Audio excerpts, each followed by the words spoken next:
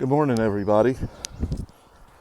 I'm out here on the Rosebrock Trail in Dorchester County, corner of Highway 61 and Baconsbridge Road. And there's all sorts of markers throughout here for different things about species, but the one that always kind of gets me is the one about wartime on the Ashley. And I kind of realized that when I'm out here, it makes me think of what happened here hundreds of years ago, decades ago. I mean, I hear my dad talking about swinging off a vine at the pump house. But not only that, I mean, then you go back hundreds of years. I mean, think about how many kids have played in these woods, but then you go back hundreds of years. You go back to the Civil War, where you not only had battles fought here, but also during the time of slavery, how many slaves came here and hid out when they were trying to escape to freedom. And then you go back further than that, and you read about a dispatch from Francis Marion to Peter O'Ree about how he was going to stay there and be prepared for when the British came through. I mean, this is really essential to the founding of our country, where I'm at. You think about the Native Americans who lived here and how they used this area to hunt and all of those things. And just, what about when you go back thousands of years? What was it like here?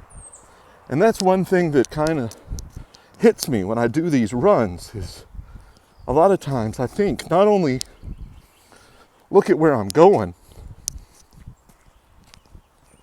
but who went down these same paths before me and what were their stories.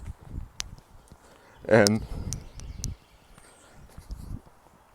always kind of throughout my life, I've always loved being in the woods.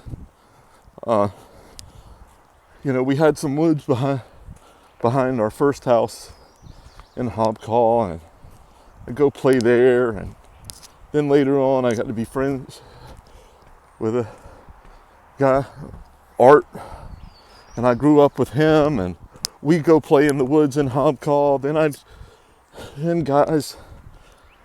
Then all the walking dog guys that I hung out with growing up, and we'd go riding BMX bikes in the woods and doing crazy jumps. But what was there before we did that stuff? I mean, I don't know, maybe it's as I'm getting older, I think more about this stuff, but it's kind of cool to think about who was here where you were. These paths weren't here. Somebody had to come out here and blaze these paths. And so they kind of cleared the way and made it easier for us. So you got to think back about what these people thought about when they built these trails, or when they explored these areas for the first time, or settled these areas for the first time. What were they thinking? What was going through their head? And they had no idea what would come after them. And the more I sit here and talk about that, that's kind of what we need to do as leaders. And they talk about that in F3, with the 43 Feet Leadership podcast, because a leader is running 43 feet ahead, kind of clear the road, laying the road for the people behind them. So that's another thing that makes me think about, what kind of road am I laying for the people behind me? Am I making it smooth, or am I making it rocky? Am I filling it with potholes?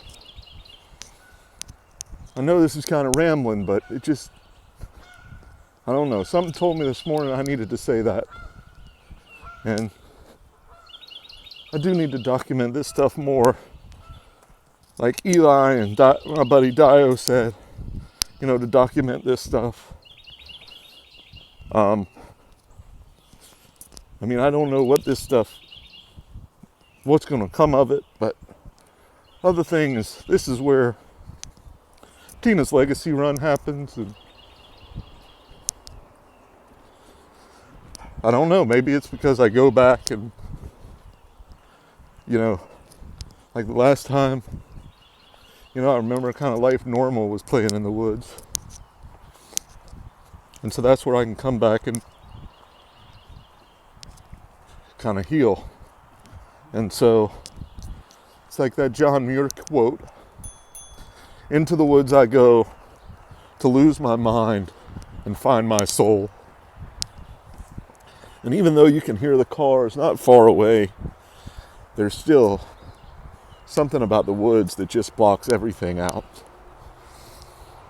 Where everything can go away and we just realize how lucky we are and how awesome our lives are, that God's blessed us with all of this stuff.